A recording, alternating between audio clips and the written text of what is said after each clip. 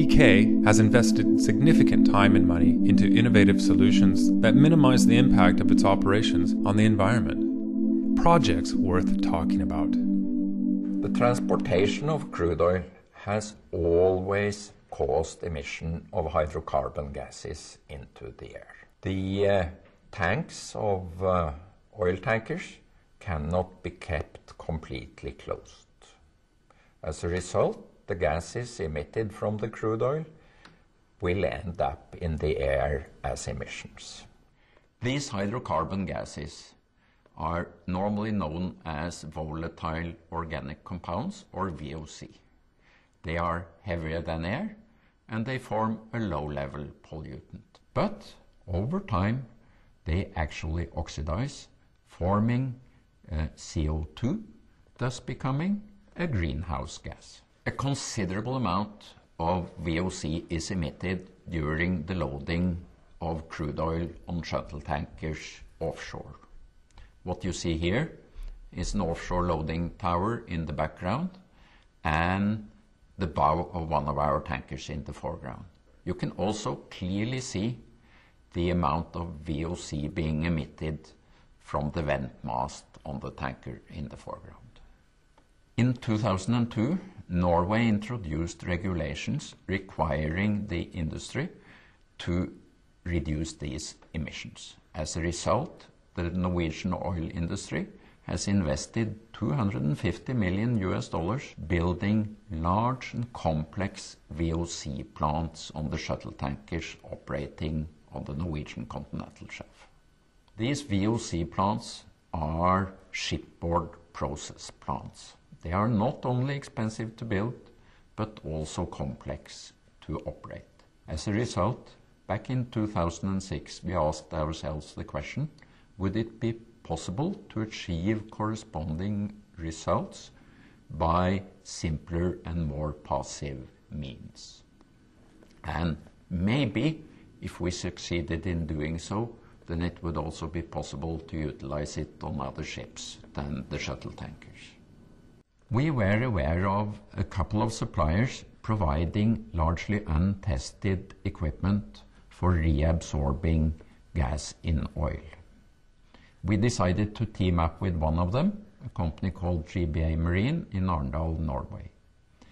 They had designed something they called the swirl absorber. Driven by a single pump, the swirl absorber breaks the gas up into small bubbles. The oil gas mix is released into the bottom of a cargo tank.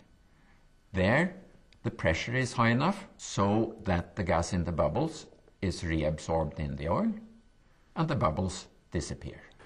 We also knew that the heart of the matter lay in the gas separation on the production platform. Frequently, the gas pressure in the oil could be as much as half a bar above that of our ship tanks. The result being that when the oil is loaded, the pressure reduces and the gas immediately escapes in a flashing way from the oil. Typically, ship tanks are designed for 1/4 of a bar of pressure above atmospheric, but they are operated at close to atmospheric pressure.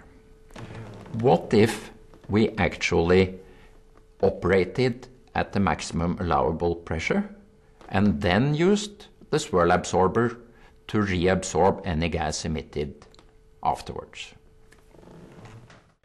In 2007, we decided to test this out on the shuttle tanker Navion Hispania. We modified the tank vent valves in order to operate at the tank design pressure. We also installed a swirl absorber.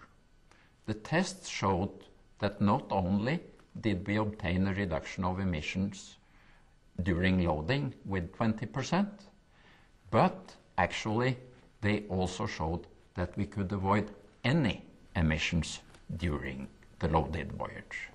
We have decided to design our new building shuttle tankers with a further increased pressure of 0.7 bar.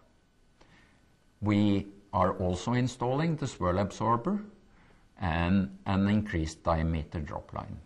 Together, we expect this to reduce emissions during loading with 60 to 70% and actually to remove them completely during voyage. We have proved that it is possible to reduce VOC emissions. Achieving the full potential will require further development and international cooperation. In the meantime, we have received recognition for our efforts.